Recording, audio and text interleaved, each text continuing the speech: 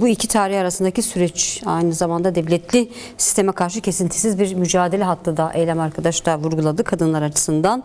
Bunu bu şekilde ele aldığımızda geride bıraktığımız 8 Mart'ta Kürt Kadın Hareketi şimdi Kadın Zamanı hamlesini de başlattı. Hamlenin startını da verdi. Şimdi Kadın Zamanı hamlesi bu direniş hattının neresinde duruyor? Evet, aslında Mart ayı biz Kürt halkı açısından çok önemli bir ay.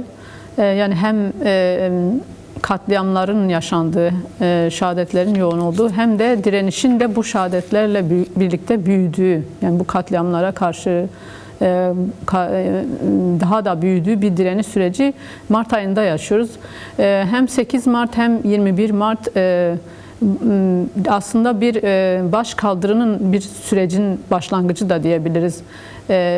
Tabii ki hem Kürt tarihinde hem dünya tarihinde 8 Mart'ın önemi, daha sonra işte bizim Kürt halkı açısından, Kürt kadınları açısından o 8 Mart'a karşı o direnişi daha da büyüterek günümüz yüzyılında 21. yüzyılda kadın zamanı aslında yani o tespitiyle birlikte uzun bir dönemdir de bu sürece getirdiğimiz 8 Mart alanlarda özellikle bu sene kadınların artık o sadece bir günkü direnişinden çıkarak, yani bir günkü işte kadın günü kelimesinden de çıkarak aslında o kadın zamanını yaratma süreci Kürt Kadın Hareketi'nin öncülüğünde son başlatılan hamleyle birlikte ne kadar anlamlaştığını görebiliyoruz. Bu çok önemli bir dönem bizim açımızdan.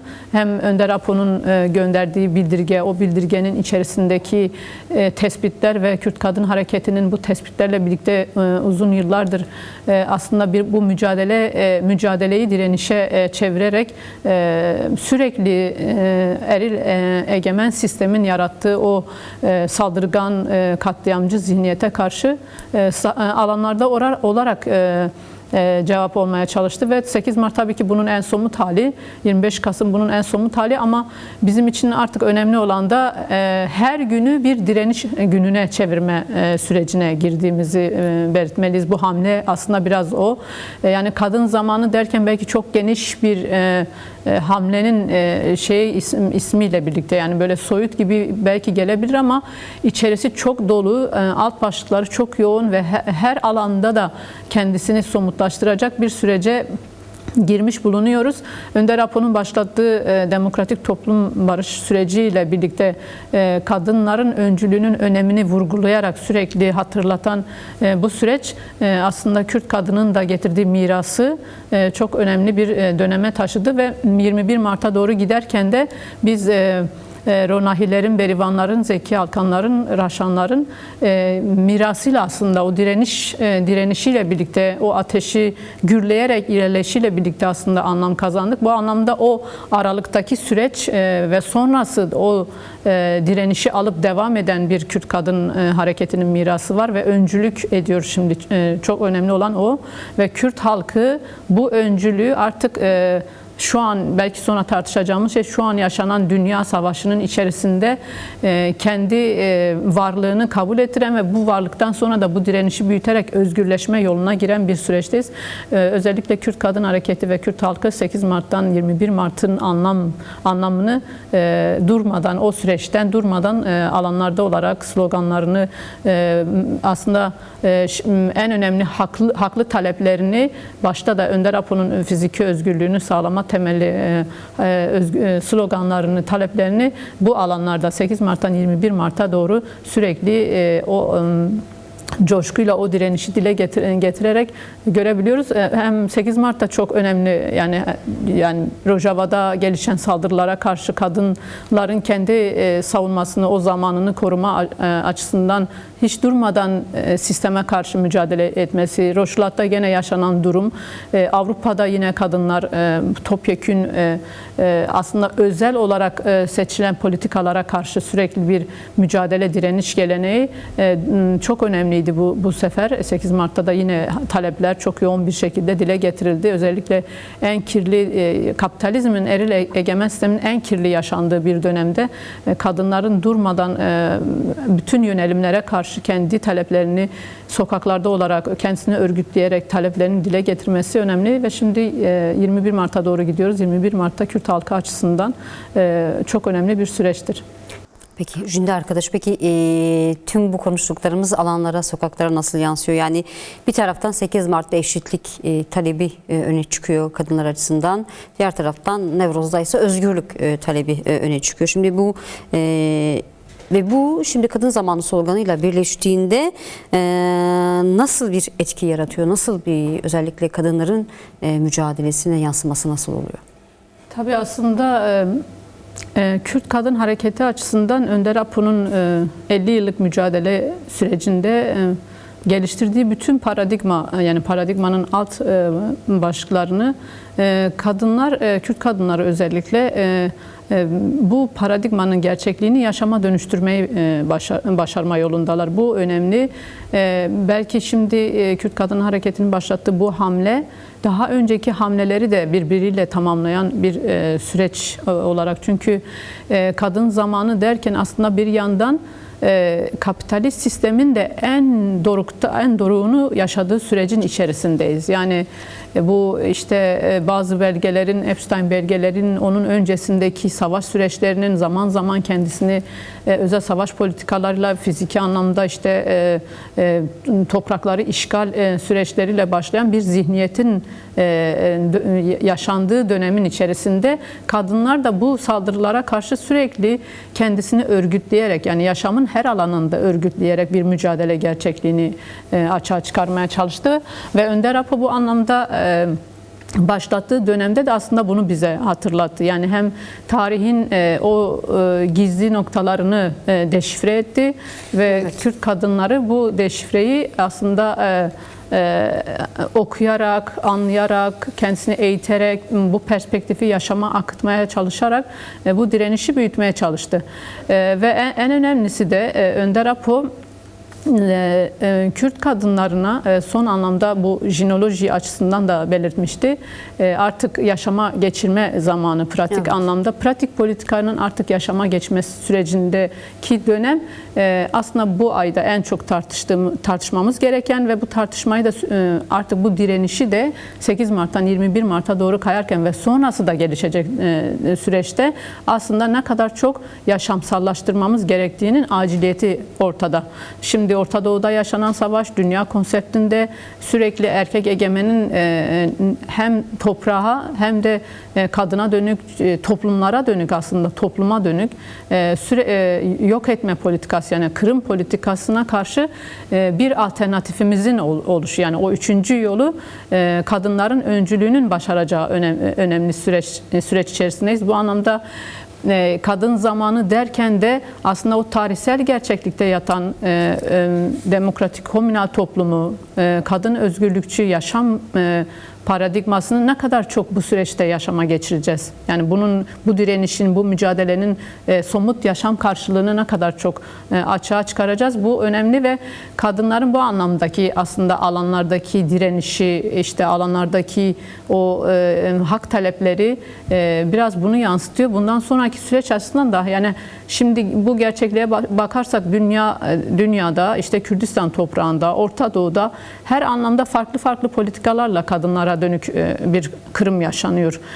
Bu hem katletmeden tutalım psikolojik, yani sosyolojik birçok yönelimle birlikte kadının varlığına dönük aslında tarihsel anlamda gelişen süreç bu dönemde daha çok ayyuka çıkarak artık çok farklı yönelimlerle yok edilmeye çalışıyor. Yani kadın varlığı yok edilmeye çalışılıyor.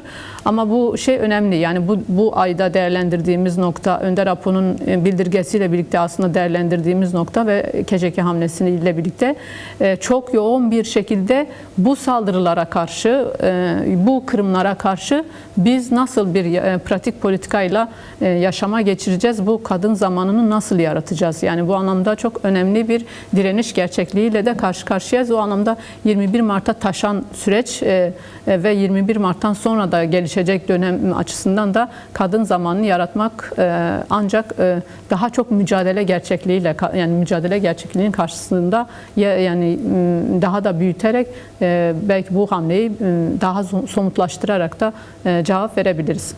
Faraşin arkadaş, siz neler eklemek istersiniz? Özellikle eylem arkadaş kadın öncülüğüne dikkat çekti. Kadın öncülüğünde gelişecek, inşa edilecek bir sistemi konuşuyoruz. Peki bu kadın öncülüğü aslında Nevroz meydanlarına da yansıyor. Kadınların duruşuyla az önce de konuştuk. Şimdi bu öncülük, kadınların bu görünürlüğü, kadın mücadelesini, kadınların üstlendiği öncülük rolü nasıl etkiliyor? Kadın mücadelesi, özgürlük mücadelesine nasıl yansıyor?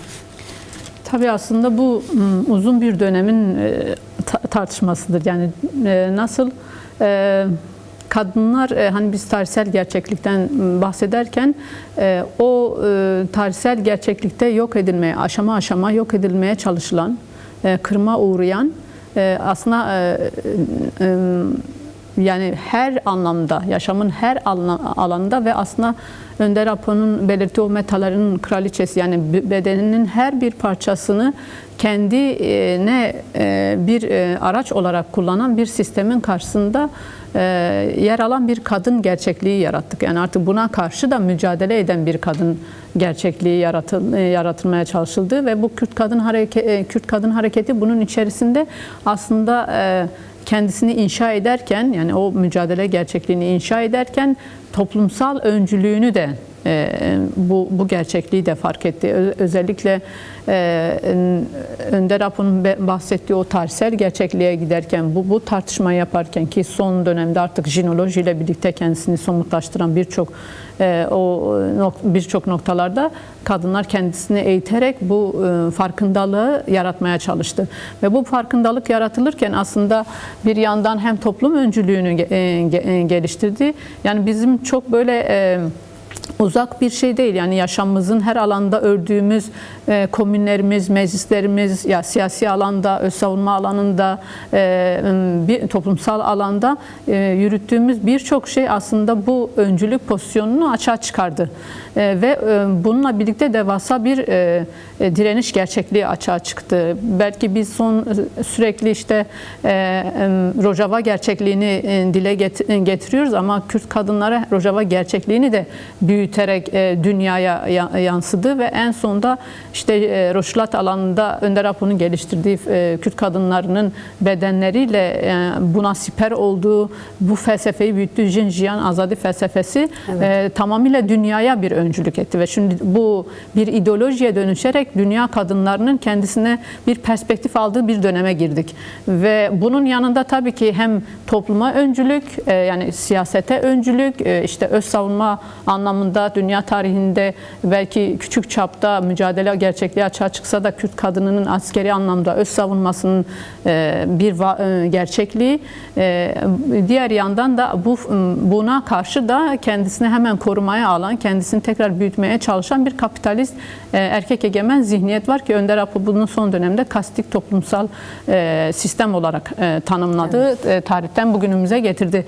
Bu anlamda hani artık o kastik toplumsal sistemin, o egemen sistemin yaşamımızın hangi alanlarında kadına dönük yöneldiğini ve toplumun bu öncüsünü sürekli kırımdan geçirmeye çalıştığı gerçekliğini artık fark eden bir kadın gerçekliği var. Bu çok önemli ve yani şimdi 8 Mart'ta da alanda olan kadın bilinci buydu. Nevroz alanına akan kadın bilinci de bu. Arkadaşın belirttiği noktada çok önemli. Yani artık Kürt kadının, sizin de belirttiğiniz 90'lı yıllardaki o yasaklara rağmen kıyafetlerini, Kürt kültürel kıyafetlerini giyerek katledilmelere karşı yine sokaktayken bugün de sistemin her ne kadar işte Türk devletinin veya genel anlamda erkek egemen sistemin engellemek istediği Kürt kültürüne karşı, diline karşı ki saldırısına rağmen kadınlar bu öncülüğü aslında kendisine somut bir şekilde giyinerek tekrardan alanlarda, Nevroz alanlarında 8 Mart'ta bunu haykırıyor. Yani bunu bitiremezsiniz. Bu gerçekliği yok edemezsiniz. Biz varız. Bu anlamda bu direnişin yani kadının öncülüğünün toplumsal yansıması bence şimdiye kadar birçok noktada eksiğiyle belki eksik olduğu noktası çok bariz. Çünkü Önder Apo bu noktada bir eleştiri de geliştirdi ve bizim bu noktada artık pratik politikaya geçme, öz eleştiri pozisyonuna girerek tamamıyla artık bu direnişin toplumsal ayağını çok yoğun bir şekilde geliştirerek bu sisteme karşı daha fazla direniş içinde olmamız gerektiği, belki bu anlamda 8 Mart'ta 21 Mart gerçekliği de aslında bunun bir yansıması olduğunu belirtebiliriz. Şimdi 8 Mart'tan Nevroz'a uzanan süreçte gerçekten çok büyük bir kadın enerjisi ortaya çıkıyor. Hatta 1 Mart'ta başlıyor diyebiliriz. 21 Mart'a kadar da, hatta belki 21 Mart'ı geçen birkaç günde de yansıyor. Çok müthiş bir kadın enerjisi var. Şimdi her zaman bunu ifade ediyoruz. 8 Mart sadece bir gün değil, kadınlar için her gün bir direniş günü. Peki bu arada bugünlerde ortaya çıkan, bu haftalarda ortaya çıkan bu mücadeleli ruhunu nasıl tüm yıla yayabiliriz? Evet. Aslında evet, bahsettiğiniz tam nokta 8 Mart'ın bir güne değil, belki tam işte hamleye sloganına karşı, yani bütün zaman, yani kadının zamanını yaratma açısından bütün günlere yayma, yani yılın bütün günlerine, bütün anlara yayma açısından çok önemli.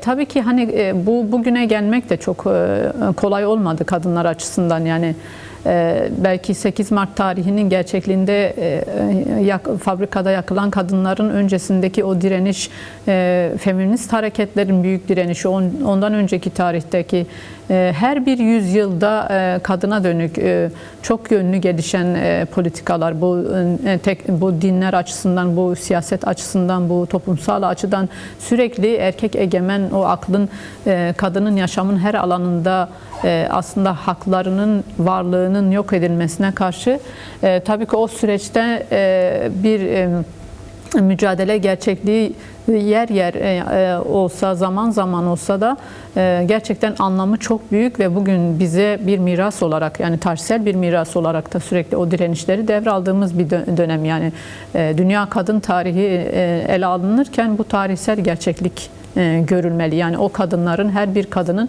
belki çoğu zaman şöyle de tarif etmek lazım, adını bilmediğimiz ama büyük mücadeleler içerisinde olan kadınlar var tarihin derinliklerinde.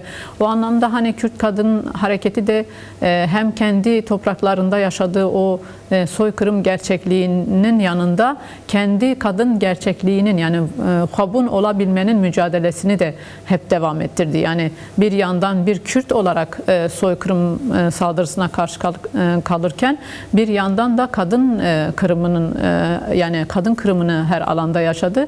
Bu anlamda hani o tarihten bugüne kadar gelirken de yani binlerce şehidimizin bize yarattığı o ve şu anda hala savaş cephesinde yer alan, yani mücadele cephesinde yer alan kadın gerçekliğimiz var ve bu alanların yarattığı bir direniş var. Yani şimdi bu direniş de artık bizim yaşamımızın her alanına, her anına yansıması da oldu. Yani ben geçen söylediğimde, yani o toplumsal öncülüğümüz, topluma öncülük pozisyonumuz her ne kadar yeterli olmasa da bir mücadele gerçekliği var. Yani bir direniş gerçekliği var ve bu belki biz en çok 8 Mart'la işte 21 Mart'ta o köprüde bahsediyoruz. Ama bunu artık aşan, bunu çok fazla aşan ve her alanda aşan bir durumla karşı karşıyayız. Bu anlamda hani yıla nasıl yansır? Tabii ki Önder Apo'nun özellikle başlattığı son süreci değerlendirmek önemli. Demokratik komünal toplum yaratıcısının kadın eksenli, kadın öncülüğü geliştiği noktası tabii ki önümüzdeki dönemde bize daha fazla görevin düştüğü ve bu görevleri yaparken, bu görevleri yerine getirirken de o işte tarihsel, yani arka dönemde işte yaratılan deneyim ve tecrübeleri de alarak daha da büyüterek bu yaratılan ortam da şu an belki dünyanın en çirkin dönemi ya da belki dijital medyanın çok yoğun olduğu, teknolojinin geliştiği ve bunu artık sürekli göz önünde gördüğümüz bir dönemin içerisinde olduğumuz için belki bu kirlilikleri daha fazla görüyoruz. Yani o erkek kastik toplumsal sistemin kendisini yaşamın her alanında aslında inşa ettiği ve ayyuka çıktığı bir dönemde biz de bunu görürken aslında buna karşı da kendimizi nasıl örgütleyebiliriz, nasıl bunu öteleyebiliriz, nasıl hem kadın zamanını yaratabiliriz hem de gerçekten özgürleşen toplum gerçekliğini, bunun yanında tabii ki erkeği de değerlendirmek lazım. Evet, zaten çok önemli. Bir sonraki sorum da bu olacak. Evet. Şimdi bunun politik yansımaları var, aynı zamanda toplumsal yansımaları da var. Evet. Şimdi biraz onu açalım mı? Şimdi 90'lı yıllardan söz ettik çünkü gerçekten kadın mücadelesini nevroz sarıldanlarından bağımsız ele almak mümkün değil. Çünkü o sarıldanlarından sonra aslında kadınların birçok şeyi, o kendilerine dayatılan o toplumsal cinsiyetçilik, feodal toplumun kendilerine dayattığı konumu kırdıklarını biliyoruz o sarıldanlarda. Çünkü büyük bir baskı da söz konusuydu. Çok sayıda kadın gözaltına alındı. Yine birçok insanlık dışı işkenceye maruz kaldılar, cinsel şiddete maruz kaldılar ve tüm bunlara karşı ve bu sarıldanlardan sonra da özgürlük mücadelesini tercih ettiler. Yani bu dünyayı değiştirme hedefiyle yola çıktılar. Tabii bunun yarattığı toplumsal değişimi de sormak istiyorum. Nasıl etkiledi Kürt toplumunu? Bugün bunu nasıl ele alabiliriz? Evet, aslında Kürt toplumunun o feodal toplum gerçekliği tabii belki aslında değerlendirmek lazım. Bazen olumlu yönde kendisini koruyan, kültürel anlamda koruyan bir gerçeklik ama onun yanında da gerçekten kadını çok fazla öteleyen, kadını aslında bütün o saldırı şeyini bu toplumsal gerçeklik adı altında yapan bir şeyi yaşadık ve bunun içerisinde o 90'lı yıllarda belirttiğiniz, belki biz o zaman da küçüktük. Evet. Çoğu zaman aslında eylemlerde kadınların ne kadar mücadeleci yönlü olduğunu, yani polis devletiyle mücadele ederken ki gerçekliğini çoğu zaman çocukken de yaşadık, bunu büyüklerimizden gördük o direnişi ve günümüze kadar da aslında erkek buna karşı bir direniş içerisinde oldu. Belki hala da aslında bu direnişi, yani erkeğin karşı direnişini konuşmak, direncini konuşmak gerekiyor. Çünkü kendisini bu anlamda ele alış anlamında hala yeterli bir düzey yok. Yani bu gerçekliği konuşmak lazım. Tabii ki Önder Apo hep bize yani Kürt kadınına bu görevi verdi ve önce kendi dönüşümünü, özgürlük arayışını güçlendirip daha sonra toplumsal özgürlüğü sağlamak için erkekle de bunun mücadelesini yürüterek beraber kolektif bir şekilde nasıl bu mücadeleyi dönüştürebilir, yani toplumsal mücadeleyi dönüştürebilir anlamında öncelikle bizim görevlerimiz var. Ama bunun yanında da artık devasa bir büyüklükte bir Önder Apo'nun yarattığı perspektifin içerisinde erkeğe de yani görevler düşüyor ve rol, misyonlar düşüyor.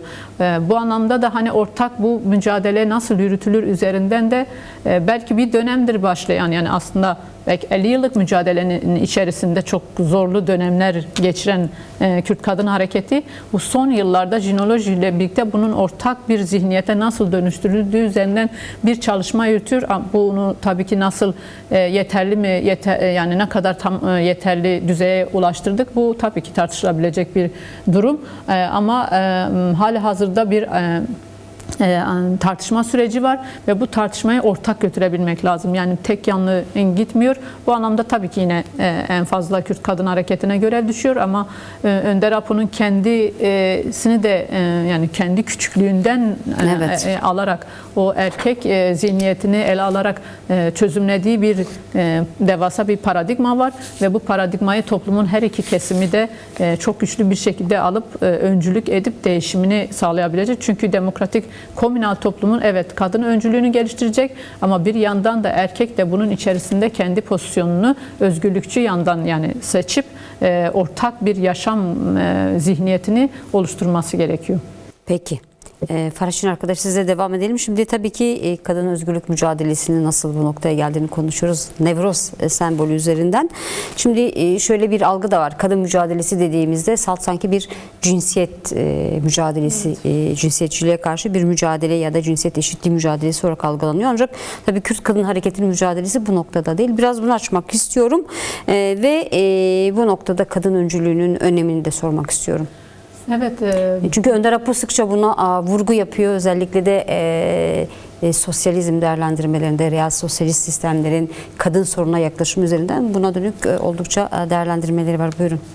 Evet, belki de bizi diğer kadın hareketlerinden ayıran nokta bu. Yani o cinsiyetçi yaklaşım. Çünkü bizim belki de önce bir cins olarak da varlığımızı kabul ettirme mücadelesi yürüttük.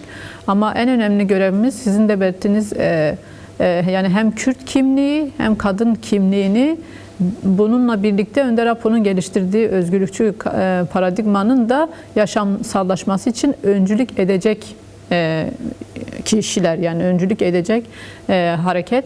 O anlamda hani Kürt kadın hareketinin bunu yaşamsallaştırma görevini uzun dönemdir gerçekleştiriyor. Tabii hani kadın mücadelesini büyüten projeler, kadın kurtuluş ilkesi, sonsuz boşanma, erkeği öldürme ve birçok projeyle birlikte büyüyen bir kadın hareketi oldu. Yani eş başkanlık ve bu alanlarda kendisini ilmek öğren bir kadın hareketi oldu. En son gelinen noktada jinoloji ile birlikte bunu hem Kürt kadınına dönük hem de aslında bir bilimsel gerçeklik, yani o aslında erkek egemen sistemin yarattığı pozitivist bilimlere karşı bir büyük bir mücadeleyle birlikte aslında jinolojinin kendisini büyüttüğü, yaşamsallaştırmaya çalıştığı bir dönem içerisinde Kürt Kadın Hareketi de bunun öncülüğünü yaptı. Belki Önder Apo en sonki mektubunda da bunu belirtmişti. Artık jinolojinin pratik yaşama geçirmesi zamanının geldiği nokta bu nokta. Yani artık Kürt kadınının sadece bir kadın olarak kendisini ifade etmesinin yanında topluma öncülük edeceği, yani toplumsal mücadelenin de en öncüsü olduğu dönemin şimdi olduğu, yani bu zaman diliminde daha bariz öne çıktığı gerçekliği önemli. Çünkü Heval Dilan'ın da söylediği, yani Nevroz'la birlikte, 8 Mart'la birlikte Kürt kadının kendisine somut bir şekilde daha fazla taleplerini getirmesi noktası aslında onu bu mücadele düzeyine getiren Önder Apo'nun fiziki özgürlüğünün en önemli noktası ve kendi toplumsal özgürlüğünün en önemli geldiği nokta ve artık bu gelişen bir yıllık süreç ve bir yılı aşan süreç ve onun yanında her ne kadar Türk devletinin kendi içerisinde bu savaşın, yani Orta Doğu'da, dünya savaşında yürütülen savaşın kendi tarafını tam belli etmemesi belki de sürecin bir gidişatını da netleştirmemesini aslında tanımlanabilir, yani siyasi açıdan. Ve buna rağmen Kürt kadını kendisini toplumsal alanda, siyasal alanda örgütleyerek bu sürecin de öncüsü olma cesaretini göstermesi çok önemli. Çünkü Kürt kadının artık toplumun her alanında, hani biz diğer bölümde de söyledik, yani sadece kendi özgürlüğünü değil, eğer toplumun öncülüğünü yapacaksa bunu erkeğin de özgürlüğünü kendine göre bilerek beraber ortak bir mücadelenin nasıl yürütmesi noktasına geldiği bir süreç. Yani bu öncesi çok belki görünmeyen bir tabloydu ama artık son dönemde bunu ortak zeminlerde tartışarak getirilen bir nokta. Her ne kadar sistemin yarattığı zihniyet çok zor olsa da ama kadın bununla o aldığı güçle, yani özgürlükçü paradigmadan aldığı güçle bunu artık o cinsiyet odaklı noktadan çıkarıp toplumsal gerçekliğe yansıtıp yaşamın her alanında öğren bir gerçeklik. Yani bizim artık şöyle bir şeyimiz yok. Yani Dilan Heval de belirtti. her dört parça Kürdistan'da, yani bu soykırıma karşı, işte sömürgeye karşı her yerde Kürt kadını kendisini örgütleyerek, hatta etrafındaki işte Rojava'da Suriye, Arap, Ermeni, Süryani birçok, daha dün işte bir konferans, bugün yeni bir konferansla aslında yaratılan o erkek sistemine karşı yine örgütlülüğünü yani çok iddialı bir şekilde tekrardan ortaya koydu. Evet. Yine Türkiye'de gelişen süreçler var ve tabii ki şimdi İran'da çok net bir şekilde savaş yürütülüyor ve ne durumda olduğunu da bilmiyoruz. Yani oradaki kadınların neler yaşadığını da tam bilmiyoruz.